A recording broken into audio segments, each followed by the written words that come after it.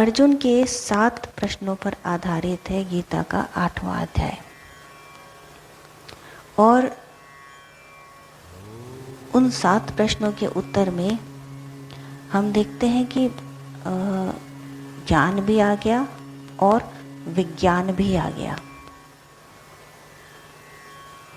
माइक्रोकॉस्म, मैक्रोकॉस्म, पुनर्जन्म, यह जन्म, जीव, जगत, परमात्मा, इसका विश्लेषण, the theory of everything, how the universe was formed, how it is annihilated, किस तरह हम अध्यात्म के परिप्रेक्ष्य से देखते हैं कि पिंड में ब्रह्मांड है और ब्रह्मांड में पिंड है, किस तरह यह जीवन चक्र चलता है, कैसे जीव का जन्म होता है, कैसे उसकी मृत्यु होती है, किस प्रकार वह बार बार जन्म लेता है और उसकी बार बार मृत्यु होती है, परमात्मा का क्या रोल है। ये जो नाटक चल रहा है स्टेज के ऊपर, उसमें परमात्मा भाव कहाँ है? क्या जो जीव है वह पपेट की भांति है? नाटक के जो पात्र हैं, जीवात्माएं हैं, क्या उनका रोल पहले से डेस्टिन्ड है, बता दिया गया है कि यही करना है, या उनके स्वयं के करने के लिए कुछ है? परमात्मा हमें कहाँ मिलता है, वह किस रूप में रहता है? सभी बातों के उत्तर से एक अध्याय में। और विशेषता यह है कि पहली बात तब तक समझ नहीं आएगी जब तक कि आप अंतिम बात ना समझ लें। तो पूरे 28 श्लोक एक साथ।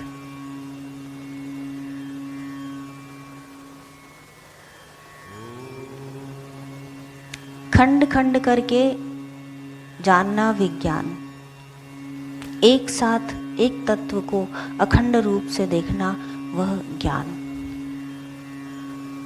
तो भगवत गीता को अखंड रूप से देखें तो परमात्मा की आराधना ही भगवत गीता है। हर कण में उस विष्णु को देखना यही गीता है।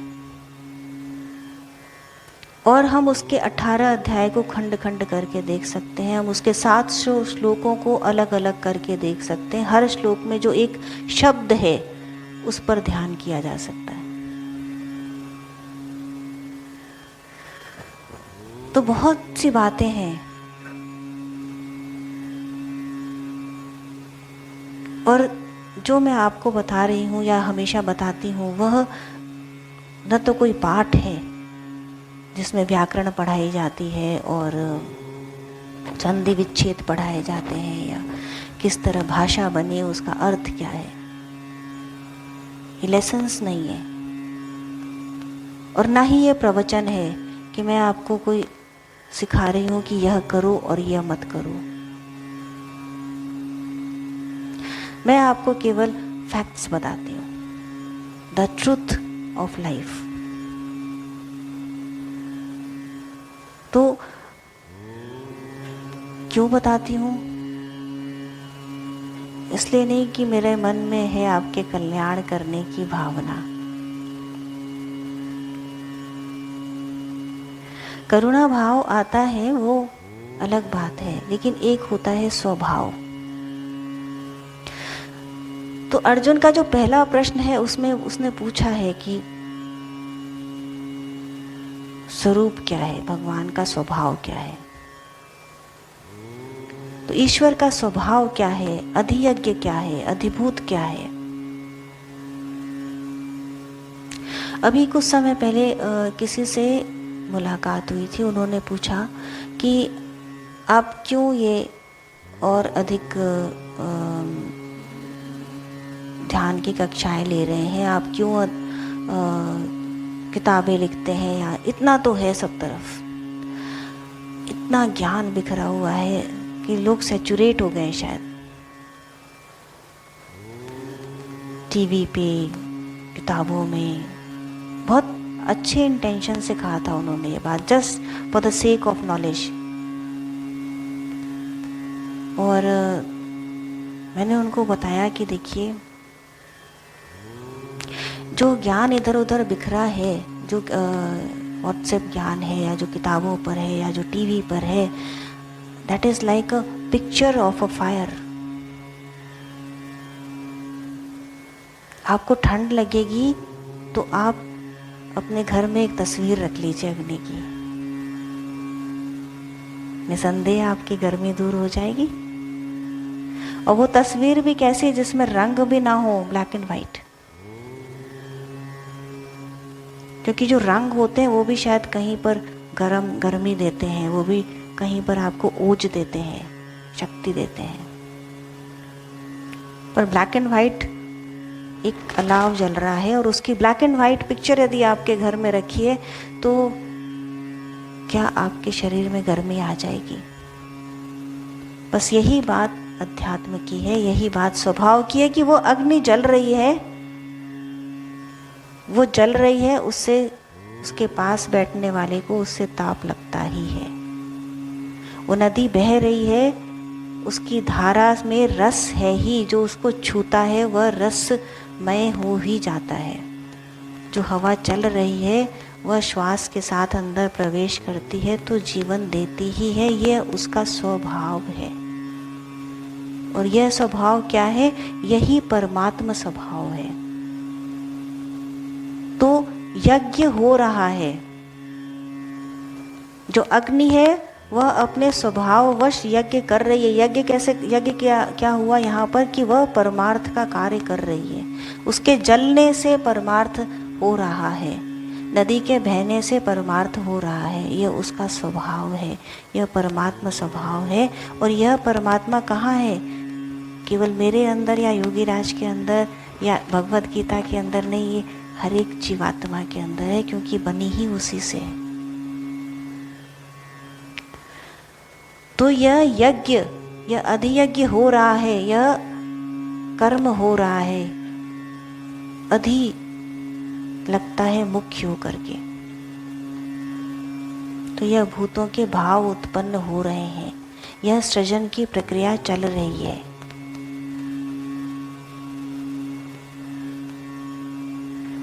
इसे समझने के लिए स्टेप बाय स्टेप जाना होगा। और फिर भी हो सकता है कि समझ ना आए तो प्रश्न मत करिएगा, अंदर जाइएगा। एक शब्द सबको पता है, वही अग्नि के ब्लैक एंड व्हाइट पिक्चर की तरह, अहम ब्रह्मास्मि।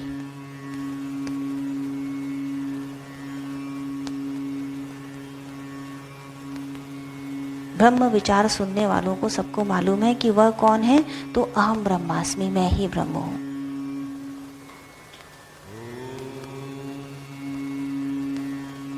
जानते हैं सब इस बात को कि अहम ब्रह्मास्मि। पर यह क्या है? अहम ब्रह्मास्मि क्या है? यह उत्तर है, यह उत्तर है अहम ब्रह्मास्मि। तो प्रश्न क्या है? नहीं मालूम प्रश्न क्या है। प्रश्न नहीं पता तो उत्तर कैसे आया? तो उत्तर आया क्योंकि आप न जानने वाले के लिए वह उत्तर है ही नहीं। जब तक प्रश्न नहीं जल रहा तब तक उत्तर का ज्ञान नहीं उतरेगा। कट कॉपी पेस्ट नहीं है अध्यात्म। यहां से उठा के यहां रख दिया और प्रवेश कर गया, ऐसा नहीं है। तो जब तक वह प्रश्न नहीं आया तब तक उस उत्तर साध्य नहीं बनेगा। रमण महर्षि के पास जब कोई जाता था तो मान लीजिए आने वाले ने कहा कि मुझे शांति चाहिए, क्या मुझे शांति मिलेगी?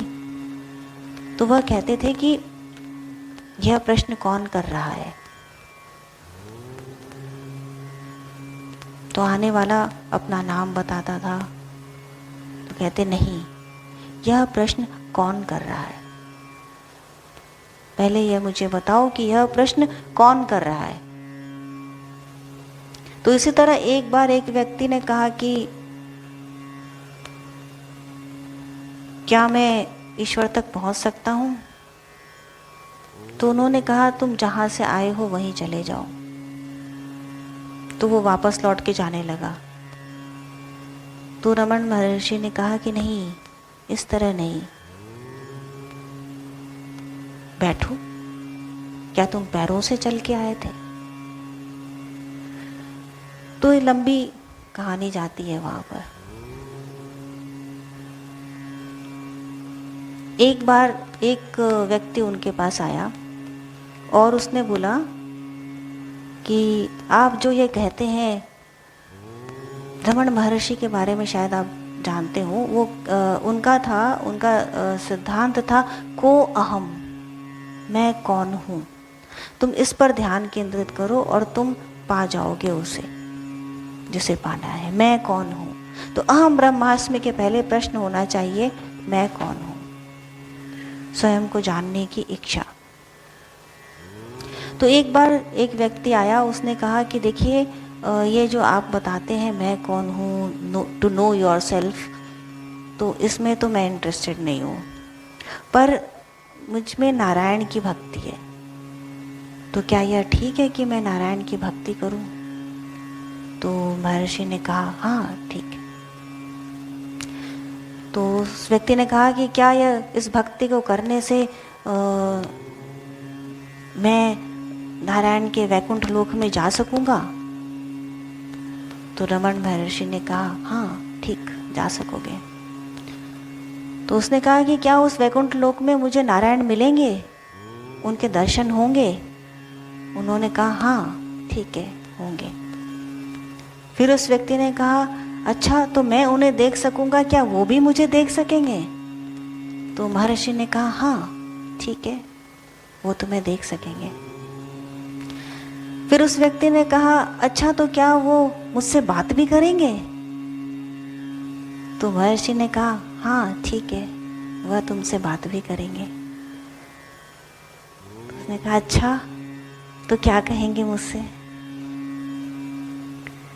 तो महर्षि ने कहा नो योर सेल्फ।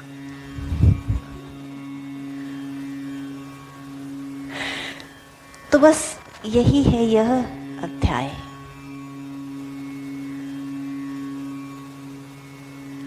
नारायण की भक्ति, नारायण की आराधना, and to know your self.